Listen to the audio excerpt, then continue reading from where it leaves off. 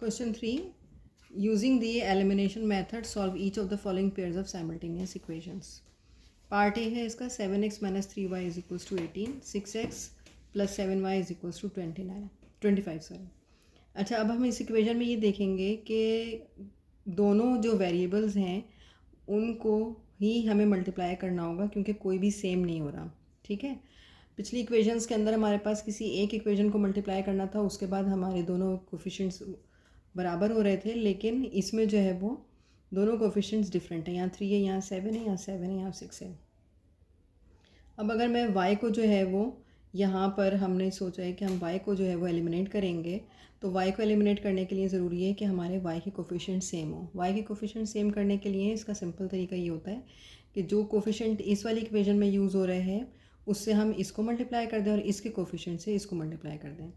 तो यहाँ पे 3 है तो हमने इसको 3 से मल्टीप्लाई कर दिया, और यहाँ 7 है तो हमने इस वाली इक्वेशन को 7 से मल्टीप्लाई कर दिया। ये मल्टीप्लाई होकर हमारे पास आ गई 49x minus 21y is equals to 126, और 18x इसको जब हमने 3 से किया है तो 18x plus 21y is equals to 75। अब यहाँ पर हमारे पास हम देखेंगे कि y के कोफिशिएंट सेम हो गए, -21 और +21। चूँकि साइन अपोजिट है तो इसलिए हमें ऐड करना होगा।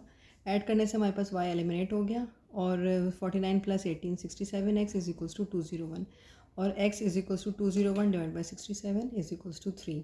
x की वैल्यू आ गई है हमारे पास। अब हम इसको इक्वेशन 1 में पुट करेंगे और इस तरह हमारे पास y की वैल्यू आ जाएगी। इक्वेशन 1 है हमारे पास, यहाँ से 49x minus 21y is equals to 126। x की वैल्यू 3 है, वो हमने इसमें पुट की।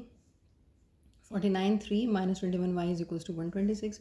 49 into 3 is equals to 147 minus 21y is equals to 126। अब 147 है, इक्वेशन के इधर हम कांस्टेंट एक तरफ कर देंगे, वेरिएबल को दूसरी तरफ कर देंगे। Minus 126 is equals to 21y, 21 147 minus 126 21 होगा, 21 और यहाँ पे 21 है, इसको डिवाइड कर देंगे और ये y इज इक्वल्स टू 1 आ गया। इस तरह हमारे पास आंसर आ गया x 3 है और y इज इक्वल्स टू 1 है। अब हम इसका पार्ट बी करेंगे। पार्ट बी में हमारे पास जो है वो पार्ट बी में हमारे पास जो इक्वेशन है वो है 4x plus 3y is equals to -5 and 3x minus 2y is equals to 43। अब हम ये देखेंगे कि y दोनों हमारे पास यहाँ पर प्लस और माइनस साइन के साथ हैं, तो इसके आगे अंदर हम इस तरह से करेंगे कि कोफिशिएंट्स को मल्टीप्लाई कर देंगे, जिस तरह हमने पिछले सवाल में किया था कि इन दोनों के इस वाली इक्वेशन को जो है वो हम 3 से कर देंगे और इस वाली इक्वेशन को हम 2 से कर देंगे ताकि y हमारा एलिमिनेट हो सके। अब हमने इसको मल्टीप्लाई करा 2 से इक्वेशन 1 को और इसको 3 से किया। 8x plus 6y is equals to -10 and 9x minus 6y is equals to 129। y हमारे पास से कैंसिल हो गया क्योंकि हमारे पास साइन डिफरेंट आ रहे थे, फिर हमने इसको ऐड कर लिया इक्वेशन को। 8 plus 9x is equals to 17x और 129 minus 10 is equals to 119। x is equals to 119 divide by 17 और ये हमारी x की वैल्यू आ गई 7। सिमिलर हम करेंगे कि 7 को जो कि x की वैल्यू है उसको इक्वेशन 1 में पुट करेंगे। इक्वेशन 1 है हमारे पास यहाँ पे 8x plus 6y is equals to -10। 8x plus 6y is equals to -10। 8x की जगह 7 plus 6y is equals to -10। 8 7 56 plus 6y is equals to -10। Again हम कॉन्स्टेंट्स को एक तरफ है, ऑलरेडी हमारे पास -10 है और यहाँ पर हमारे पास y है। 5y प्लस 6y ये हमारे पास हो जाएगा 6y 8 सॉरी ये 56 और ये 6y है, तो 56 को जो है वो 6y हमने यहाँ पे छोड़ दिया, -10 है और -56। y इज इक्वल्स टू -56 जो है वो -66 हो गया। -10 और -56 प्लस करेंगे और 6 जो है वो हमने डिवाइड कर दिया, -11 आ गया। इस तरह x हमारे पास 7 आ गया और y 11 आ गया। ये हमारा आंसर हो गया। पार्ट सी है हमारे पास 2x plus 3y is equals to 8 और 5x plus 2y is equals to 9। Again हम ये देखेंगे कि यहाँ पर हमने अपनी y वाली टर्म को जो है वो बैलेंस करना है, सेम करना है कोफिशिएंट को इसके, और y को सेम करने के लिए हम इसके कोफिशिएंट से इक्वेशन 1 को मल्टीप्लाई करेंगे और 1 के कोफिशिएंट से जो है वो 2 को मल्टीप्लाई करेंगे। इसमें 3 कोफिशिएंट है, हम इसको 3 से मल्टीप्लाई करेंगे। इसमें 2 कोफिशिएंट है तो हम इसको 2 से मल्टीप्लाई करेंगे। ये हमारे पास इक्वेशन 1 बन गई 4x plus 6y is equals to 16, और इक्वेशन 2 3 से मल्टीप्लाई करने के बाद बन गई 15x plus 6y is equals to 27।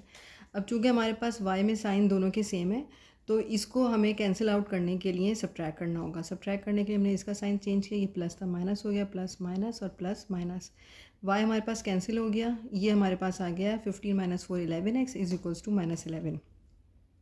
Plus minus होता माइनस है और साइन जो है वो बढ़ेगा लगता है, तो यहाँ 27 माइनस के साथ यहाँ माइनस लग गया और यहाँ 15 माइनस के साथ है तो यहाँ माइनस लग गया। इस तरह x हमारे पास इज इक्वल्स टू आ गया -11/11, ये कोफिशेंट यहाँ से नीचे डिवाइड हो गया और दोनों को हमने कैंसिल कर दिया तो x की वैल्यू हमारे पास आ गई है 1। अब इस इक्वेशन x की वैल्यू को हम इक्वेशन 1 में पुट करेंगे। इक्वेशन 1 है हमारे पास 4x + 6y is equals to 16। तो इक्वेशन 1 हो गई है हमारे पास 4x + 6y is equals to 16। 4x की जगह आ गया 1 + 6y is equals to 16। 4 + 6y is equals to 16। y को हम यहीं पे छोड़ देंगे जो कि वेरिएबल है, हमें फाइंड आउट करना है। कांस्टेंट इसके पास है, हम दूसरी तरफ शिफ्ट कर देंगे। जब हम दूसरी तरफ लेके जाएंगे तो +4 जो है वो -4 हो जाएगा। 66y इज इक्वल्स टू 16 - 4 जो कि 12 हो गया और y का कोफिशिएंट जो यहाँ मल्टीप्लाई हो रहा है यहाँ पे आके डिवाइड हो जाएगा तो 6 × 6 6 × 2 = 12। तो y का आंसर हमारे पास आ गया 2। इस तरह x 1 है और y हमारे पास 2 है।